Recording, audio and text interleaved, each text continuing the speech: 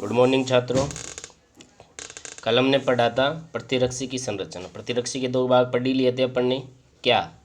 एक तो पढ़ा था अस्थिर भाग और एक पढ़ा था स्थिर भाग। इसके बाद में हमने पढ़ा था हिंज किसे कहते हैं या कब्जा किसे कहते हैं।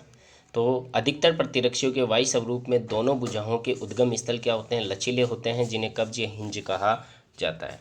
अब हम बात करते हैं किसकी? प्रतिरक्षियों। प्रतिरक्षियों के कितने प्रकार होते हैं? प्रतिरक्षी 5 प्रकार की होती है। इंपॉर्टेंट है, ये पांचों में 5 तरीके के क्वेश्चन बनते हैं, ये याद रखना। प्रतिरक्षी 5 प्रकार की होती है। प्रतिरक्षी 5 प्रकार की बाहरी पॉलीपेप्टाइड श्रृंखलाएं होती हैं। प्रतिरक्षी 5 प्रकार की कैसी श्रृंखलाएं? बाहरी पॉलीपेप्टाइड श्रृंखलाएं होती हैं। अब इनकी हम संरचना कैसी होती है, इनके कार्य क्या होती हैं, कहाँ उपस्थित होती है और इनके ऊपर किस तरीके का आकार होता है। तो हम सबसे पहले नंबर की प्रतिरक्षी की बात करते हैं, आईजीजी प्रतिरक्षी। आईजी को शॉर्ट रूप में बोलते हैं इम्यूनोग्लोबिन को शॉर्ट रूप में आईजी कहा जाता है। तो आईजीजी प्रतिरक्षी इस पे उपस्थित सभी पॉलीपेप्टाइड की श्रृंखला यूनानी भाषा में कैसी होती है? कौन सी भाषा में? यूनानी भाषा में। यूनानी भाषा में किस तरीके की इसके ऊपर श्रृंखला होती है? तो गामा इसके ऊपर श्रृंखला होती है। कैसी? गामा। और इसकी संरचना होती है एक लकी, ओनली एक ही लकी होती है ये। उपस्थित एवं कार्य हम इसके बारे में पढ़ते हैं। प्रमुख संवहनी प्रतिरक्षी जो रक्त व अन्य द्रव्य में उपस्थित ओवल प्लेसेंटा को पार करके भ्रूण तक पहुंचती है। ओवल प्लेसेंटा को पार करके कहाँ तक पहुंचती है? भ्रूण तक। क्योंकि माँ के पेट में जब बच्चा होता है तो बच्चे को पोषण कहाँ से मिलता है? माँ से ही, माँ के द्वारा ही बच्चे को पोषण मिलता है। और वो किसके द्वारा मिलता है? उसको प्लेसेंटा के द्वारा मिलता है। आपने सुना होगा कभी बच्चा होता है तो उसकी ओंलाल काटी जाती है, चाहे लड़का हो चाहे लड़की हो, क्योंकि उसकी नाभि से उसका ज्वाइंट होता है प्लेसेंटा का, प्लेसेंटा से उसका ज्वाइंट होता है तो उसको पोषण प्राप्त होता है। तो आईजीजी प्रतिरक्षी कहाँ पाई जाती है? प्लेसेंटा में पाई जाती है, ऐसे ध्यान रखो। द्रव्य पदार्थ होते हैं उनके अंदर पाई जाती है। तो आईजीजी प्रतिरक्षी के ऊपर यूनानी भाषा की संरचना गामा है। संरचना इसकी एक लकी होती है। प्रमुख संवहनी प्रतिरक्षी जो रक्त व अन्य द्रव्य में उपस्थित रक्त और अन्य द्रव्यों में उपस्थित आवर्त प्लेसेंटा को पार कर भ्रूण तक पहुंचती है। ये थी हमारी आईजीजी प्रतिरक्षी। आईजीजी प्रतिरक्षी की संरचना एक लकी होती है। यूनानी भाषा में इसके ऊपर गामा होता है। ये प्लेसेंटा को पार करके भ्रूण तक पहुंचती है और वहां पर भ्रूण तक पहुंचती है तो भ्रूण को प्रतिजन से बचाने का कार्य करती है। समझ में आया या नहीं आया? आईजीजी प्रतिरक्षी प्लेसेंटा को पार करके भ्रूण तक पहुंचती है और किससे? भ्रूण की प्रतिजन से रक्षा करती है। इसके बाद में आता है आईजीएम प्रतिरक्षी। कौन सी? आईजीएम प्रतिरक्षी। आईजीएम प्रतिरक्षी का यूनानी भाषा में नाम होता है क्या? मुंह। क्या नाम होता है यूनानी भाषा में? मुंह होता है। इसकी संरचना पंचलकी होती है, यानी 5 एच और एल मिलकर पंचलकी संरचना होते हैं। प्रतिजन की अनुक्रिया से उत्पादित प्रथम प्रकार की प्रतिरक्षी है, यानी सबसे पहले प्रकार की प्रतिरक्षी कौन सी है जो प्रतिजन के साथ अनुक्रिया करती है? तो आईजीएम प्रतिरक्षी जो होती है ना, वो सबसे पहले प्रकार की प्रतिरक्षी होती है जो किसके साथ क्रिया करती है? प्रतिजन से क्रिया करती है। सबसे पहले प्रतिजन से क्रिया करने वाली प्रतिरक्षी का नाम बताओ। आईजीएम। आईजीएम प्रतिरक्षी एक ऐसी प्रतिरक्षी होती है जो सबसे पहले प्रतिजन से क्रिया करती है। प्रतिजन से सबसे पहले अनुक्रिया करने वाली प्रतिरक्षी का नाम आईजीएम होता है। इसका यूनानी भाषा में नाम होता है एमू और पंचलकी इसकी संरचना होती है। इसके बाद में आता है आईजीए प्रतिरक्षी। आईजीए प्रतिरक्षी, इसके ऊपर अल्फा की संरचना होती है। आईजी प्रतिरक्षी के ऊपर अल्फा की संरचना होती है और इसकी संरचना है वो द्विलकी होती है। आईजीजी एक lucky, IgM पंचलकी, IgA द्विलकी। IgA alpha संरचना होती है। ये माँ के दूध में पाए जाने वाला एकमात्र प्रतिरक्षी होता है। माँ के दूध में पाए जाने वाला प्रतिरक्षी का नाम बताओ। आईजीए। और प्लेसेंटा को पार करके भ्रूण तक पहुंचता है, भ्रूण की फिर रक्षा करती है, ऐसा प्रतिरक्षी होता है आईजीजी। और सबसे पहले प्रतिजन से अनुक्रिया करने वाले प्रतिरक्षी का नाम होता है आईजीएम। ये तीनों इंपॉर्टेंट है, तीनों ध्यान रखना। आगे 2 रहेंगे 5 प्रकार की और पांचों इंपॉर्टेंट है। तो माँ के दूध में पाए जाने वाले प्रतिरक्षी का नाम होता है आईजीए। माँ के दूध में पाए जाने वाले प्रतिरक्षी का नाम आईजी होता है। प्रतिजन की अनुक्रिया से उत्पादित प्रथम प्रकार की प्रतिरक्षी आईजीएम होती है। आईजीए प्रतिरक्षी होती है वो संवहनी रक्त और अन्य द्रव्य पदार्थों में उपस्थित ओवल प्लेसेंटा को पार करके भ्रूण तक पहुंचती है। इसके बाद में हम बात करते हैं किसकी?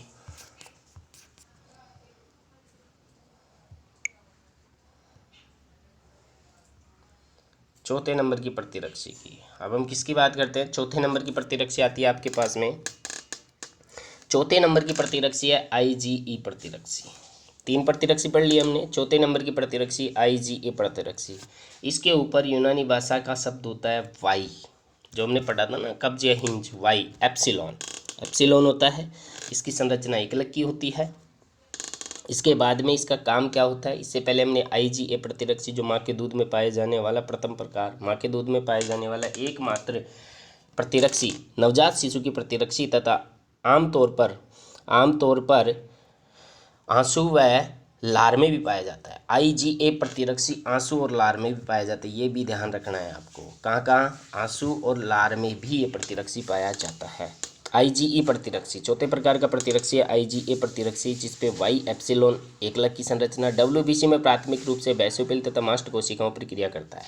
ये एप्सिलॉन IgG प्रतिरक्ष होता है ना, वो प्राथमिक रूप से WBC में प्राथमिक रूप से बेसोफिल तथा मास्ट कोशिकाओं पर क्रिया करता है। मास्ट कोशिकाओं के ऊपर क्या करता है? ये क्रिया करता है तथा एलर्जी में भी हिस्सा लेता है। IgE प्रतिरक्षी होता है IgE प्रतिरक्षी एप्सिलॉन। IgE प्रतिरक्षी एप्सिलॉन जो होता है वो एकलक की होता है, और ये है ना WBC के प्राथमिक रूप से बेसोफिल और मास्ट कोशिकाएं, WBC में पाई जाती है, बेसोफिल और मास्ट कोशिकाएं पाई जाती है। तो इनके ऊपर क्या करता है? कोशिकाओं पर क्रिया करता है तथा एलर्जी में भी हिस्सा लेता है। इसके बाद में आता है IgD प्रतिरक्षी। कौन सा प्रतिरक्षी? IgD प्रतिरक्षी। इसका यूनानी भाषा में डेल्टा होता है। संरचना कैसी होती है? डेल्टा, और ये एकलक की होता है।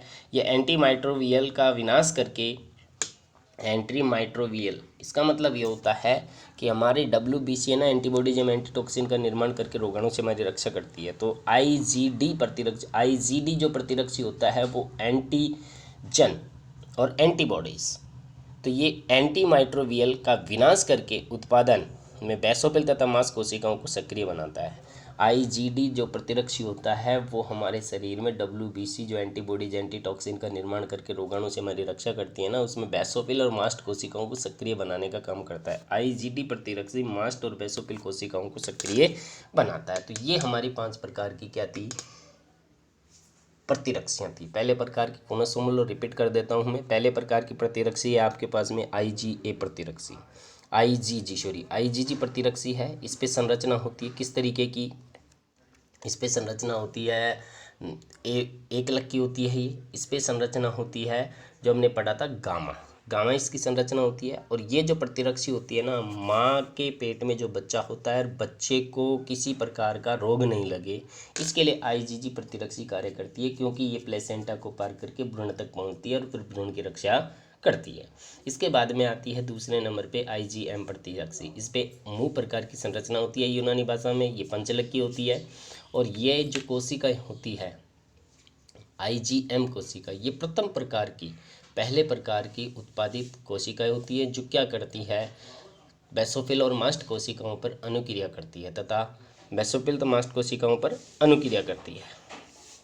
यानी कहने का मतलब ये होता है कि ये जो कोशिका होती है ना, IgM कोशिका होती है, प्रथम प्रकार की उत्पादित कोशिका होती है, जो सबसे पहले प्रतिजन से क्रिया करती है। इसके बाद में हमने पढ़ा था IgA प्रतिरक्षी। ये माँ के दूध में पाई जाने वाली एकमात्र प्रतिरक्षी है, आंसू तथा लार में भी पाई जाती है। इसके ऊपर संरचना होती है किस तरीके की? इसके ऊपर संरचना एल्फा होती है, आ रही बात समझ में, और ये एक लक की होती है। इसके बाद में आती है IgE प्रतिरक्षी, जिसके ऊपर एप्सिलॉन यूनानी भाषा का शब्द होता है, एक लक की होती है। और ये WBC में प्राथमिक रूप से बेसोफिल तथा मास्ट कोशिकाओं पर क्रिया करता है तथा एलर्जी में भी भाग लेता है। IgD प्रतिरक्षी, ये एक ऐसी प्रतिरक्षी होती है जो सबसे पहले क्या करती है? एंटीबॉडीज एवं एंटीटॉक्सिन का निर्माण करके हमारी WBC को सक्रिय करती है, यानी बेसोफिल और मास्ट कोशिकाओं को सक्रिय करने का काम करती है। अब आता है इसके बाद में आपके पास में क्या? रक्त समूह। अब हम रक्त समूह की बात करते हैं तो ब्लड ग्रुप, वैसे इसको आपको तरीके से पढ़ा दिया जाएगा, लेकिन यहाँ पर एक बार और देख लो आप, यहाँ पर एक बार और देख लीजिए आप किस तरीके से हम पढ़ते हैं इसको। ब्लड ग्रुप में क्या होता है कि मानव शरीर में 4 प्रकार के ब्लड ग्रुप होते हैं, A, B और O। अब इनके ऊपर प्लस का चिन्ह है तो पॉजिटिव है, माइनस का चिन्ह है तो नेगेटिव है। अब ये जो ब्लड ग्रुप होते हैं ना, इनमें एंटीबॉडीज एंड एंटीटॉक्सिन 2 चीज़ें होती हैं, एंटीबॉडीज एंड एंटीटॉक्सिन। एंटीबॉडीज़ और एंटीटॉक्सिन क्या होता है मैं आपको बता देता हूँ। यानी इनका जीनी प्रारूप क्या होता है, उसी के अकॉर्डिंग उनका जीनी प्रारूप होता है। प्लस का है तो इसका मतलब उसमें उपस्थित है, और इसमें एक RH फैक्टर भी पाया जाता है, RH कारक भी पाया जाता है। जिसमें उपस्थित होता है वो पॉजिटिव होता है, जिसमें अनुपस्थित होता है वो नेगेटिव होता है। अब आती है बात एंटीबॉडीज़ एवं एंटीटॉक्सिन। एंटीबॉडीज एवं एंटीटॉक्सिन। एंटीबॉडीज़ का मतलब तो क्या होता है, जैसे हमारा ब्लड ग्रुप ए है तो हमें एंटीबॉडीज़ बी चाहिएगी। अरे बात समझ में, एंटीबॉडीज़ बी चाहिएगी और एंटीजन ए होगा। हमारा ब्लड ग्रुप ए है तो हमारा एंटीजन तो ए होगा, वो चलिए हाँ एंटीजन ए होगा और एंटीबॉडीज़ बी होगा। अगर बी ब्लड ग्रुप है एंटीबॉडीज ए होगा और एंटीजन बी होगा। ए बी है तो इसके अंदर क्या होगा, एंटीजन ए और antigen B. O blood group होता है, इसमें किसी प्रकार का कोई प्रतिजन नहीं पाया जाता है। अब हम बात करते हैं सबसे पहले ब्लड ग्रुप की, ए पॉजिटिव, ए ब्लड ग्रुप की बात करते हैं। ए प्लस आ रहा है, इसका मतलब आरबीसी के ऊपर क्या है, आरबीसी के ऊपर RH फैक्टर उपस्थित होता है। एबीओ समीकरण, आरबीसी पर उपस्थित प्रतिजन। ए प्लस यानी ए पॉजिटिव है तो इस पे ए प्रतिजन उपस्थित होता है आरबीसी पर। इसका जीनी प्रारूप होगा IA। जीनी प्रारूप को हमेशा आई से नोट करना है आपको। किससे नोट करना है, आई से। या तो इसको हम कर सकते हैं कैसे, IA और IA, ये जीनी प्रारूप होता है। क्योंकि जीनी प्रारूप से हम क्या करते हैं, दो दंपति हैं उनमें से हम किसका बच्चा है उसका हम पता लगा सकते हैं, इसलिए जीनी प्रारूप निकाला जाता है। ए ब्लड ग्रुप पॉजिटिव है, इस पे प्रतिजन ए है आरबीसी पर, और प्रतिजन का जीनी प्रारूप IA या IA है। आरबीसी पर RH प्रतिजन कौन सा कारक उपस्थित होगा, अगर ये पॉजिटिव है तो उपस्थित है, अगर ये नेगेटिव है तो अनुपस्थित है। और इसमें रक्त में उपस्थित प्रतिरक्षी कौन सी होगी, ए पॉजिटिव ब्लड ग्रुप के रक्त में एंटीबॉडीज़ भी उपस्थित होता है। हरी बात समझ में, फिर से समझने की कोशिश करो इसको। ए पॉजिटिव है तो आरबीसी पर प्रतिजन उपस्थित होगा, और आरबीसी पर क्या, ए प्रतिजन होगा। आरबीसी पर कौन सा प्रतिजन होगा, ए प्रतिजन होगा। और इसमें एंटीबॉडीज यानी रक्त में कौन सा प्रतिरक्षी होगा, बी प्रतिरक्षी होगा। इसका जीनी प्रारूप IA होता है। ए नेगेटिव, इस पे ए प्रतिजन तो होता है लेकिन आरबीसी पर नेगेटिव अनुपस्थित होता है। जीनी प्रारूप वही होगा, एंटीजन वही होगा। हमारी बात समझ में, सॉरी एंटीबॉडीज़ वही होगा। बी ब्लड ग्रुप यानी ये दोनों है ना, इसमें एक पॉजिटिव एक नेगेटिव, बस इतना से ध्यान रखना है। इसमें एक पॉजिटिव एक नेगेटिव है तो बी पॉजिटिव, प्रतिजन बी है, आरबीसी पर RH फैक्टर उपस्थित है, एंटीबॉडीज ए होगा। बी नेगेटिव है, बी है तो आरबीसी पर अनुपस्थित होगा और एंटीबॉडीज बी होगा। और जीनी प्रारूप IBI लिख सकते हो आप। ए बी ब्लड ग्रुप ये भी इसी के अकॉर्डिंग होगा। ए बी पॉजिटिव है, आरबीसी पर ए और बी उपस्थित है, प्रतिजन उपस्थित है। जीनी प्रारूप IAIB है, और इसमें एंटीबॉडीज़ यानी प्रतिरक्षी एंटीबॉडीज़ ए व एंटीबॉडीज़ बी दोनों अनुपस्थित होते हैं। ए बी ब्लड ग्रुप जो होता है ना, इस कोई प्रतिरक्षी उपस्थित नहीं होता है। इसी कारण आपको कहा गया है कि ए बी ब्लड ग्रुप एक ऐसा ब्लड ग्रुप होता है जो किसी का भी ब्लड ले सकता है। क्योंकि जिस ब्लड ग्रुप में कोई भी प्रकार का प्रतिरक्षी नहीं पाया जाता है तो किसी का भी ब्लड ग्रुप लिया जा सकता है। अब ए ब्लड ग्रुप का व्यक्ति है तो उसको ए ब्लड ग्रुप का ही ब्लड चढ़ाया जाएगा या ओ का चढ़ाया जाएगा। बी ए बी का नहीं चढ़ा सकते। क्यों नहीं चढ़ा सकते, क्योंकि बी के अंदर ए एंटीजन होता है, एंटीबॉडीज होता है। बी में ए एंटीबॉडीज होता है, ए बी में कोई एंटीबॉडीज उपस्थित नहीं होता है, इस कारण किसी का ब्लड नहीं दे सकते उसको। तो ए बी ब्लड ग्रुप रहता है ना, ए बी ब्लड ग्रुप चाहे वो नेगेटिव हो चाहे वो पॉजिटिव हो, ए बी ब्लड ग्रुप के अंदर कोई भी प्रतिरक्षी उपस्थित नहीं होता है, यानी एंटीबॉडीज उपस्थित नहीं होता है। एंटीजन तो होता ही है, ए और बी एंटीजन होता है, लेकिन कोई प्रतिरक्षी एंटीबॉडीजन उपस्थित होता है। इसीलिए इस ब्लड ग्रुप को सर्वग्राही रक्त समूह कहा जाता है, यानी ये किसी का भी ब्लड ले सकता है। इसके बाद में हम बात करते हैं किसकी, ओ पॉजिटिव ओ नेगेटिव। यानी पॉजिटिव समझ लो आप, नेगेटिव तो अपने आप ही समझ जाओगे। जहाँ उपस्थितता है वहाँ अनुपस्थितता बतानी है नेगेटिव के अंदर, जो भी RH फैक्टर के अंदर, और कोई डिफेंड नहीं है, केवल आरबीसी के ऊपर बताना है आपको। आरबीसी पर एक तो प्रतिजन होता है, एक प्रतिजन के अलावा एक प्रतिजन और होता है जिसको RH फैक्टर कहा जाता है। तो अगर पॉजिटिव है तो RH फैक्टर उपस्थित है, अगर नेगेटिव है तो RH फैक्टर अनुपस्थित है। अब चाहे आप आरबीसी पर उपस्थित प्रतिजन वो जो ब्लड ग्रुप है वो होगा, ए है तो ए है, बी है तो बी है, ए बी है तो ए बी है, और ओ है तो उसके ऊपर कोई प्रतिजन नहीं होता है। कारण क्योंकि ओ ब्लड ग्रुप एक ऐसा ब्लड ग्रुप होता है जिसमें कोई प्रतिजन उपस्थित नहीं होता है। एंटीबॉडीज उपस्थित होती है लेकिन एंटीजन नहीं होता है, यानी कोई प्रतिजन उपस्थित नहीं होता है ओ बी ब्लड ग्रुप पर। तो यहाँ पर हम बात करते हैं कि इसकी ओ पॉजिटिव, ए व बी दोनों ही नहीं पाए जाते इसमें। इसका जीनी प्रारूप आई होता है, उपस्थित आरबीसी पर आरएच फैक्टर उपस्थित होता है, और एंटीबॉडीज दोनों उपस्थित होते हैं, ए और बी दोनों। इसका मतलब मैं ये कह सकता हूँ कि ए ब्लड ग्रुप का कोई व्यक्ति है, उसको ए का भी चढ़ाया जा सकता है, बी का भी चढ़ाया जा सकता है, ओ का भी चढ़ाया जा सकता है। सॉरी, बी का नहीं चढ़ाया जा सकता, ए का और ओ का चढ़ाया जा सकता है। लेकिन ए बी ब्लड ग्रुप है, उसको हम किसी का भी ब्लड चढ़ा सकते हैं, चाहे वो ए का भी चढ़वा सकता है, बी का भी चढ़वा सकता है, ओ का भी चढ़ा सकता है। तो ओ ब्लड ग्रुप एक ऐसा ब्लड ग्रुप होता है जो सर्वदाता होता है, यानी इसका ब्लड किसी को भी दिया जा सकता है। ए बी ब्लड ग्रुप का जो व्यक्ति होता है वो किसी से भी ब्लड ले सकता है, और ओ ब्लड ग्रुप किसी को भी दिया जा सकता है। इसी कारण ओ को सर्वदाता कहा जाता है और ए बी को सर्वग्राही कहा जाता है। नेगेटिव, ए बी कोई अनुपस्थित होता है, आई अनुपस्थित, एंटीबॉडीज वही दोनों ए और बी दोनों उपस्थित होते हैं। तो ये जो सारणी है इसको थोड़ा सा ध्यान से समझने की कोशिश करना, और कोई दिक्कत नहीं है, आपको ढंग से वेरिफिकेशन करा दिया जाएगा।